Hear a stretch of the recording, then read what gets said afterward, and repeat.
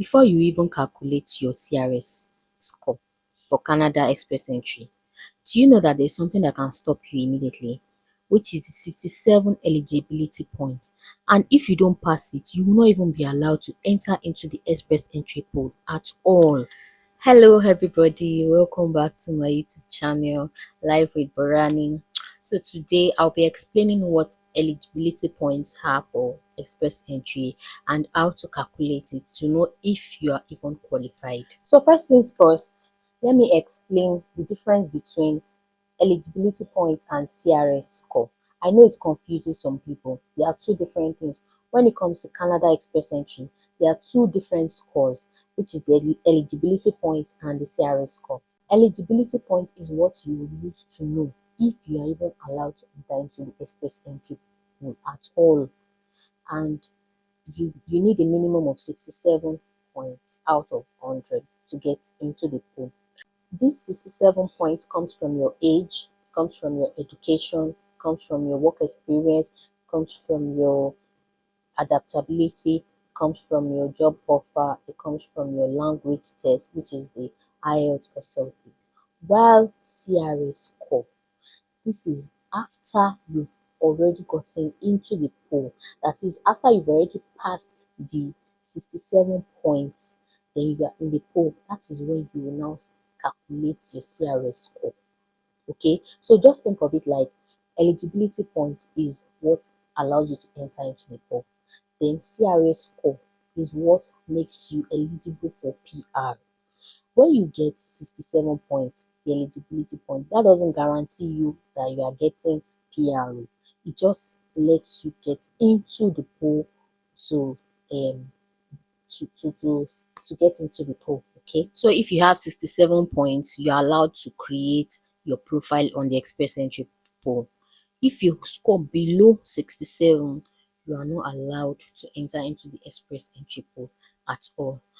I hope you understand what I'm saying. Now, let me explain the CRS score to you. Once you pass the eligibility points, the 67 points, and you get into the pool, then the CRS score is what will now decide if you will get permanent residence. And this will also come from, it will be decided with your age, education, language, adaptability, all those things. Okay, so that's the difference. CRS score is when you are actually in the pool, but eligibility points is what will make you eligible to get into the pool. So now let's calculate these points together.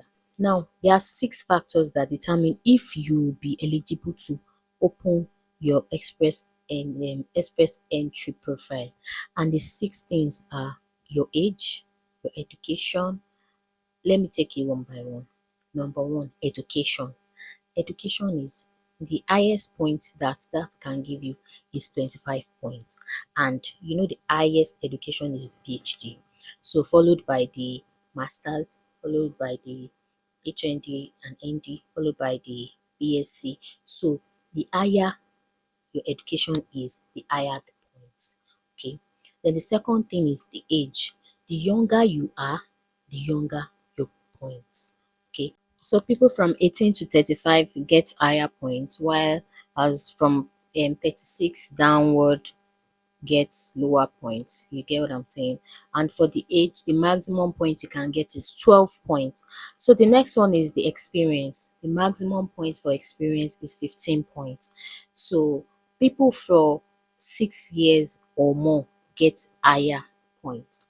4 to 5 years gets second, 2 to 3 years get third, and 1 year gets the fourth. So you understand that um you get higher points for the work experience based on how long your work experience is. You understand?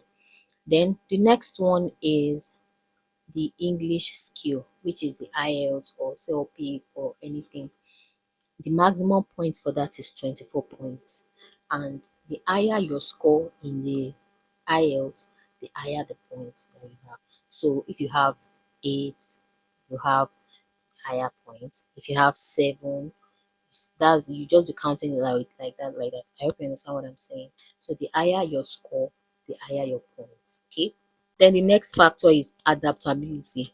This is if you have a spouse in Canada, or if you have relatives, if you have Canadian work experience, if you have a Canadian job offer, all those things, those are adaptability factors. They will determine if you have any of those to give you more points.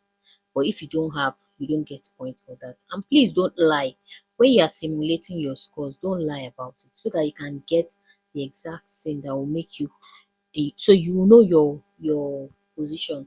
You know if you are to open, if you'll be eligible to open this express entry, or if you will go through another route, or maybe if you want to top up or do something to increase your points. Okay, so that's why I advise, don't lie about it. Be as sincere as, like, this is the judge, this eligibility point simulator is the judge. So if you lie on it, there's no, you are not going getting into the express entry. If you've watched up to this point, please subscribe, like, and share. I'll be dropping the link to the website under this video so that you can click on the link and go and simulate your scores yourself. Please don't lie, be truthful, simulate it. If you are eligible, you open your express entry profile. If you are not, then you know that you just have to do top ups. Okay. Okay, so let's just do a rough example. Let's say you are 30 years old, you have a bachelor's degree, you have 3 years of work experience, and your IELTS is 7. Let's calculate it using this simulator. Okay. Okay, so this, I'm actually on the website right now, so I'll be showing it on the screen so you can see. So if you have a bachelor's degree, you click on it, bachelor's degree, then if it's your IELTS is 7, right? Which is, let's say, reading is 7, writing is 7, listening is 7.5, speaking is 7. Please understand that I'm just simulating. I'm just simulating I'm just assuming, okay? Then the next thing is experience. Let's say you have 3 years work experience, you click on it, then your age, you are 30 years old, right? So 18 to 35. Then you click on it. Adaptability, they'll ask you, the first question is if your spouse or common law partner has a language level in either English or French at CLB4 level or higher in all 4 language abilities. So if you know you are coming with your husband or you're coming with your wife and they've done IELTS too, this is where you click on it. You click on it. If you don't have, if you are single, you leave that one blank. The second one is if you've completed at least 2 academic years of full-time study in a program at least 2 years long at a secondary or post-secondary school in Canada. This is just asking if you school in Canada. Did you school in Canada? If yes, please put it. And if the schooling is up to 2 years. If it's not, you don't click it. If you know that you didn't school in Canada, you leave that place blank. Third question is if your spouse or common law partner completed 2 years schooling in Canada. If it's yes, you click it. If it's no, don't click it. The next one is if you did at least 1 year of full-time work in Canada. This is actually for people that are schooling in Canada, they started working in Canada and are applying for PR. If you do not school or work in Canada, this is not for you. Don't click on it. Then the next one is if your spouse or partner have did at least 1 year of full-time work in Canada on a valid work permit. If you have it, click on it. If you don't have it, leave it.